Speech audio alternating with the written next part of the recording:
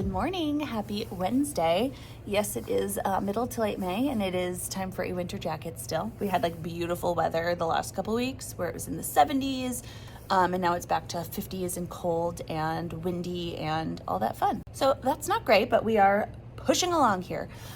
This week I wanted to just pop in and share some of the fun stuff we are doing. We are officially wrapping up these animal projects, which have taken like a full month. I did a whole video about it in my last video. They look like this right here. Such a fun project, but this week, actually starting today, second grade's coming in to take a look at the projects and give students a little practice round as they answer questions about them. And they will also do that with kindergarten tomorrow. And then on Friday, their parents will come in to finish off this project and get to take it home. We did our zoo field trip last week, which was a ton of fun. But yeah, we have a lot going on. So I want to get some things settled and then I will share kind of what we're up to. All right, so let's see. On the agenda for today, let me scoot this in.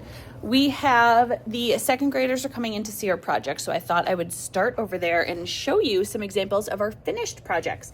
Like I said, the other video kind of walks through how we do it all, but now that they are completely done, I thought I would just give you a quick little look-see at what they look like and kind of how we do this. So I set my class up kind of like a big U here with a couple other desks because my class is a weird shaped in order to do like a big U. So I set them up like this so everybody could have their habitat and their book on their desk.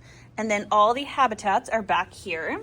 We have our little kangaroo, we have a crocodile, here we have our red panda, a hippo, the sloth in here. We did like a nice luscious foresty background, our gorilla, our python, what else? Our turtle, we have an eagle, our giraffe, lion, tarantula, owl, leopard, and last but not least, we have our camel. So I thought I would just show you what they all look like so you can see some real examples here. And then after everybody had their habitats out on their desks, they also had their books on their desk. So let me grab one of those. Here are some of the books. So let me just grab the lion and I'll show you what's inside. But you can see I laminated each cover, the front and the back, and then I bound them together with our book binder.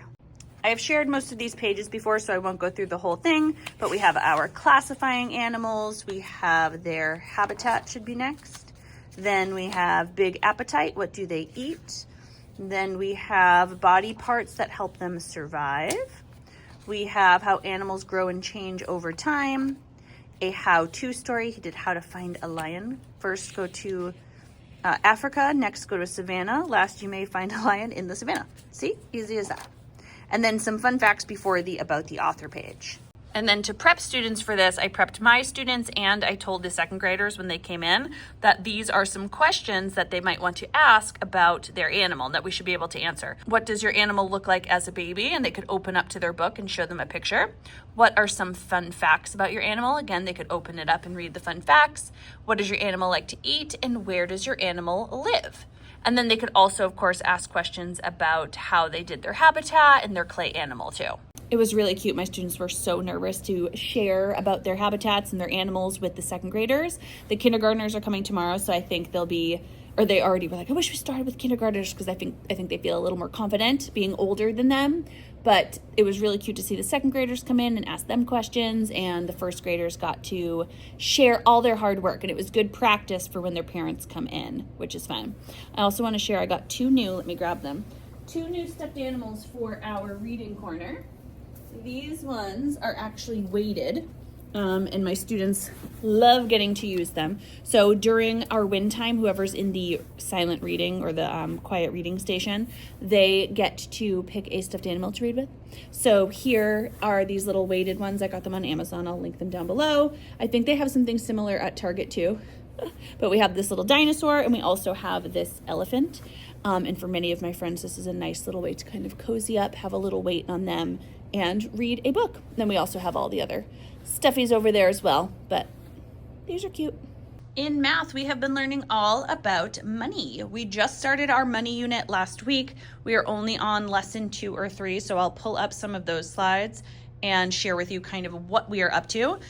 We always start off by first teaching about the penny, the nickel, and the dime, kind of counting those, what they look like, how much they are, and all of that before we go into the quarter, because the quarter can mess things up sometimes for my first graders. But let me show you some of the fun we're having with coins. So for money, I made these slides again to go along with our curriculum, but there's quite a few lessons. We have 4 lessons that have to do with penny, nickels, and dimes. Then we go into the quarter, and then we do counting money and adding and subtracting with money. So first, I do have some money warm-ups. I'll link these down below, but which does not belong. They have to figure out which one does not belong and share why. This is our think question. Now, this one kicks off our unit, so students don't need to be able to know this until the end. We kind of come back to it. So we talk about it first, and then we come back to this one. And then we basically, it's a good hands-on unit because we have a lot of coins that students get to hold. They're gonna get a penny, a nickel, and a dime, and they talk about what they notice, what's the same, what's different. They share their thinking. And then we do our explicit learning. This is what a penny looks like, a nickel, and a dime. We talk about the sides of them, and then we go ahead and we practice sorting these different coins. And then we practice writing the value of each, how many there are of each, and then this is just a quick little game. I think this is from Tara West maybe, but this is coin, grab, and count. So they'll just get a little bag of pennies, nickels, and dimes, and they will have to just simply sort them. Now I have this other activity too where I have these little piggy banks. It looks like this up here, and students will get plastic coins, and again, they just have to sort them in the categories and do something similar. So instead of just grabbing and graphing them, in this one, they're actually sorting them under the header, and then they can graph up their results at the end. So basically, the first day is identifying the different coins, learning about the coins and their values, and seeing if you can sort them by what they look like. On day 2, we have another warm-up, which does not belong, penny, and then we have the front of a penny, a back of a penny, and the word dime. So they have to see. Here we have 10 cents, 10 cents, the back of a dime, and a nickel, which does not belong. And this is where we're actually going to practice counting by similar coins. So day 2, we group them together by like coin and count them. So if we arrange 20 nickels and we count by 5s, what's the last number? We practice with dimes and of course with pennies. So when we're counting the same value, we talk about how we're able to count just by whatever number there. So pennies are by 1s, nickels we count by 5s, dimes we count by 10s. And then again, they do some sort of hands-on activity where I give them some coins without any quarters, and they just sort the coins by type, and they ask their partner to find the value of each group. So we do that a few times. And then here we have our pennies, so they'll again just practice this together. This one is after we do our hands-on activities, they kind of come back to the rug, and on the board we complete this together. Nickels, dimes, and then this is a write the room that I have in my money unit. And with this one, I just omitted all the cards that have quarters on them for now, just because we didn't talk about them. So a little solve the room where they have to count up. This one has pennies. There are other ones with nickels and dimes. And then just to skip ahead to lesson 3, we are again counting, but this is where we are learning to sort the items, or sort the coins, sorry, by type, and then we put them in order together. So first we'll count by 5s, and then we'll add on 1s. Or if we have mixed groups, we start with 10s and then 1s, whatever the group kind of shows. So then again, I do a hands-on activity where I give students dimes and pennies, and then I also give them nickels, and then they have to sort the dimes and pennies, and they'll count those up. Then they'll do that with pennies and nickels, and then the nickels and dimes. And then at the end I say, okay, challenge, count how much you have all together. And then again, we come back to the rug and do it together. And lastly, we have heads or tails. This is also in my money pack. So I give students a bunch of coins. They'll grab just a couple of them. They don't grab all of them, and they just drop them on the ground to see heads or tails. Actually, let me show you this one on the rug. Okay, so for heads or tails, they're just going to get some coins. They'll get a bag of them. I'll just grab a couple for now, and they can grab a couple of each, doesn't matter how many. They'll grab a different amount each time. Again, we're gonna stick with pennies, nickels, and dimes because that's all we've learned, but then once they do learn it, they could play this game with quarters too. So then they just shake them up, plop them down, and play heads or tails. So they see, they're gonna sort them first by which ones landed on heads and which ones landed on tails. So these over here. Then they need to count them up. So let's start with tails. We have 10, 20, 25, 26. And they'll write 26 cents plus. Then we have 10 15, 16, plus 16 cents. Now, students could either, stack this and add it, which they know how to do by now, or they could just count this all up together. So 10, 20, 30, 35, 40, 41, 42. Then they wrote 42 cents. So they just played this game over and over. So one student will go and then they will put them back in. The next person will grab some coins, heads or tails, sort them, and add them. Now, the game we're going to play tomorrow after we learn about the quarter is just spin and cover. So this is just a great review game after you've gone over all 4 of them. So students will use a spinner, they'll land on one nickel, and then they have to find the matching one. So we have 5 cents as a nickel. Another way to show 5 cents. We have, let's find another, 5 cents shown this way. We have the word nickel. We have 5 cents shown that way.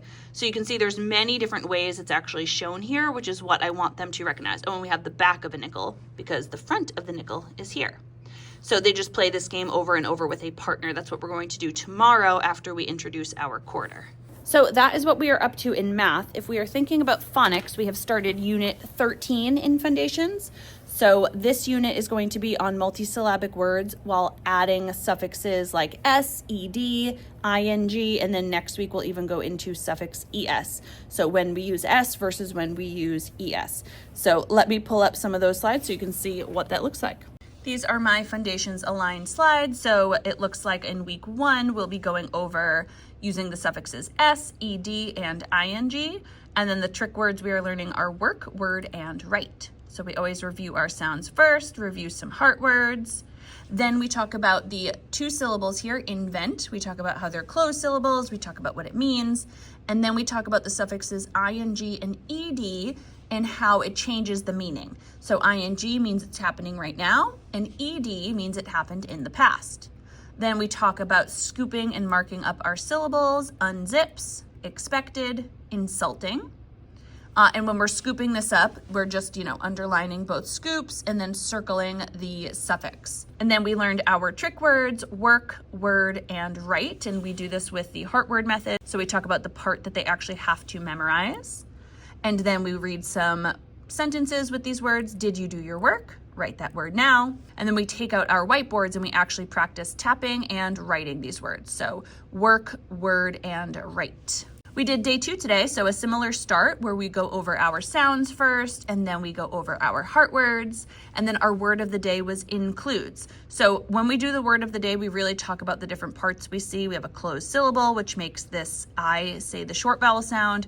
We have a VCE syllable, clude, which makes the U long. We also have a suffix S, and the base word is include. We talk about what it means to include, and then we practice using it in a sentence. And then we go over some words, mistakes, finished, insisting, and we talk about what each of those means, laptops, published, and insulting. And then we add to our journal, we go ahead and we add our word, let me go back real quick. We add our word includes to our journal and students write their own sentence with it. After we added that to our whiteboard, we go ahead and practice some spelling. And I explained that when we spell multisyllabic words with suffixes, we don't tap the sounds anymore and spell. First, we segment syllable by syllable. And we pound on the desk, so if the word is sunsets, we say sunsets. So first syllable, sun, 3 sounds, s, n. So they'll write down s, n. And then set, s, et. And then we have that ending with an S. So they'll actually do this on their board. I'll insert a picture here, bloop, in the middle, so you can see what that looks like. And I have them scoop the syllables and circle the suffix. So this is one that I do pretty explicitly with the syllable boxes, and then they add the suffix to the end. And then I just have them keep their whiteboards out, and we practice writing a few more words that are multisyllabic, some with and some without suffixes, and then they also write a sentence. At this point in the year, they've really learned so many different skills in phonics that the sentences they can write are pretty impressive, which I get really excited about. And they're going to include a variety of different heart words in there. They're going to include a variety of different words that we've learned in general. So they're really kind of taking all they've learned and they're putting it together by now. So that is our focus there. I'm gonna go ahead and do a few more things around here, and then I think tomorrow I will pop in and just share what we're doing in writing. Since we're really kind of wrapping up the year, there's so few days left, which is wild to me, and we've already finished our spring data.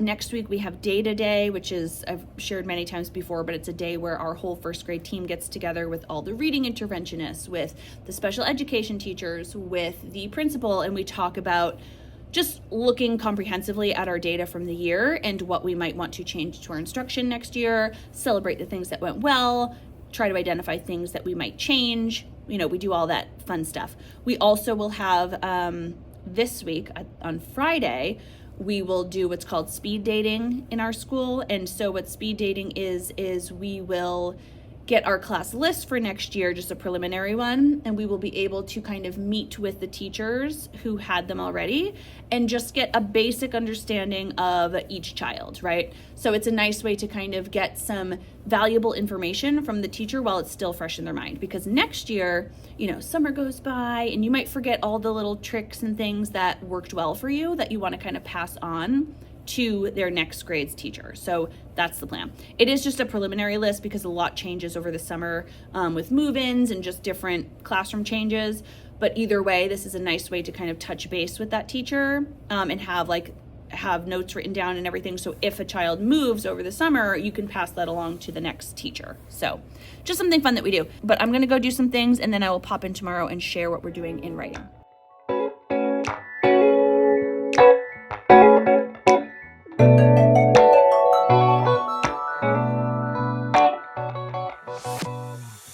Hello, happy Thursday. It is another freezing, rainy day here in Massachusetts, which is not fun at all.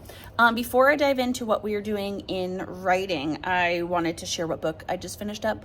I picked the book Broken Country. I heard about it from my sister actually for our book club.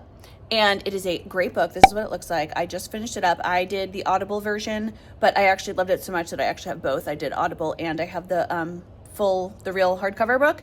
And when I wasn't able to listen, I would like lay in bed and read it and then it would go back and forth. I absolutely loved it. One of the better books I've read in quite a while. So I thought I would share that with you. Great read. I know I talked about what we did yesterday. So today I just wanted to share, the only thing I hadn't caught you up on is our writing. So at this point in the year, what I'm really trying to do with my students, we've already, fully taught opinion writing, narrative writing, and informative writing. But what I really want to do is stretch them and work on their writing stamina. So we have written pieces in each of those categories or each of those genres where we have a topic sentence, we have the middle, right, the body, and then we also have a closing sentence. But now I'm really looking for my students to do that more consistently. For example, during win time, I always have my students kind of research a thing or read a story and then kind of write in response to it. And they often just write 1 or 2 sentences to kind of just answer it. And at the beginning of the year, I'm fine with that as long as it is a complete sentence. That's what we're kind of working on. Can you respond appropriately in a complete sentence or 2? But now I'm looking for them to really include, at least 4 solid sentences, an introduction, 2 facts, and a closing. So basically what we're doing, since we just finished up our big, animal research projects, and we all did animals we can find at the zoo, during each writing lesson this week, we've only had 3, I introduced an Arctic animal. So we learned about walruses, we learned about polar bears, and we learned about Arctic foxes.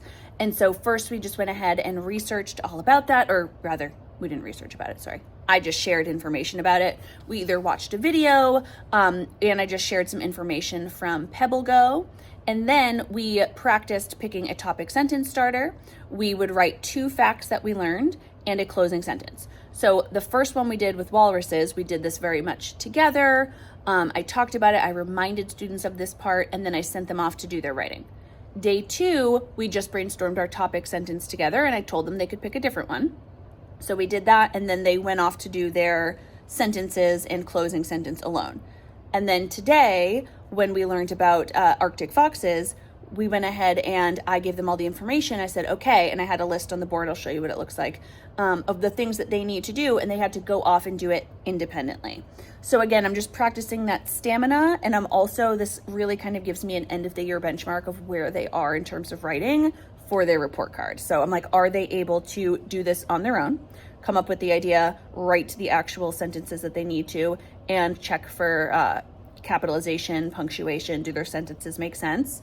So it's a good kind of time for me to do that. This week I focused on informative writing. I'm going to do the same thing next week with some narrative prompts, and then I'm also going to do it the week after for opinion prompts. Again, just kind of discussing something, showing them what it looks like, and having them, boom, go off and write it on their own. So let me just pull up the slides so you can see what that looks like. All right, so pulling up the slides, we are at the kind of bare bones here. We've got 2 slides. So basically we will share what we know about Arctic foxes. For this one, we just go into PebbleGo. So I just linked this here so I knew to click it and go up on the smartboard. And of course, since this was our last day of doing this, I let students know that we are listening for many different facts, but at least 2 that we're gonna share with the reader.